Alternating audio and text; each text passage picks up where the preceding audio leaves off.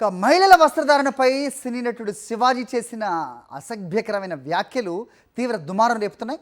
ఆయన చేసిన కామెంట్స్పై అటు మహిళా లోకం ఇటు సినీ ఇండస్ట్రీ సైతం బగ్గుమంటోంది. నటులే కాదు అన్ని వర్గాల వాళ్ళు కూడా తీవ్ర స్థాయిలో విరుచుకుపడుతున్నారు.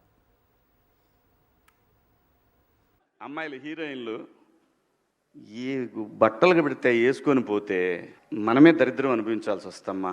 మీ అందం చీరలోనో మీ అందం నిండుగా కప్పుకునే బట్టల్లోనే ఉంటుంది తప్పితే సామాను కనపడే దాంట్లో ఏముండదమ్మా. అవి వేసుకున్నంత మాత్రాన చాలా మంది చూసినప్పుడు నవ్వుతూ అంటారు కానీ ఎలాంటి బట్టలు ఎందుకు వేసుకుని కాస్త మంచి వేసుకోవచ్చుగా, బాగుంటావు కదా అనే అనాలనిపిస్తుంది లోపల. స్త్రీ అంటే ప్రకృతి, ఎంత అందంగా ఉంటే అంత గౌరవం పెరిగిద్ది. దండోర సినిమా ప్రీ రిలీజ్ ఈవెంట్లో హీరోయిన్లను ఉద్దేశించి వస్త్రధారణను ప్రస్తావిస్తూ నటుడు శివాజీ చేసిన ఈ అనుచిత వ్యాఖ్యలు తెలుగు రాష్ట్రాల్లో చర్చనీయాంశాలుగా మారాయి. శివాజీ అసభ్యకర మాటల్ని సినీ తారలతో పాటు వివిధ రంగాలకు చెందిన మహిళలు అభ్యంతరం వ్యక్తం చేశారు.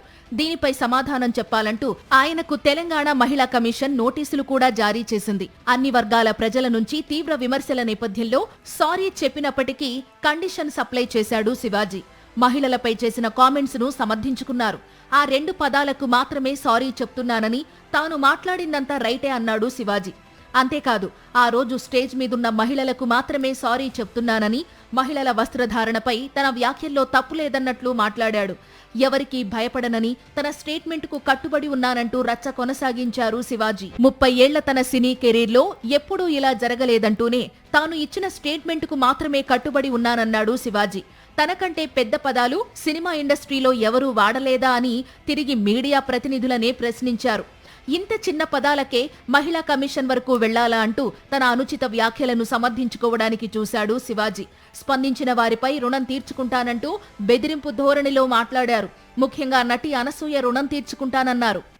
ముఖ్యంగా అనసూయ గారు నా ఇన్సెక్యూరిటీ గురించి మాట్లాడారు. ఇంకోటి, నా మీద మీరు జాలి చూపించారు, ఐ పిటీ హిమ్ అని.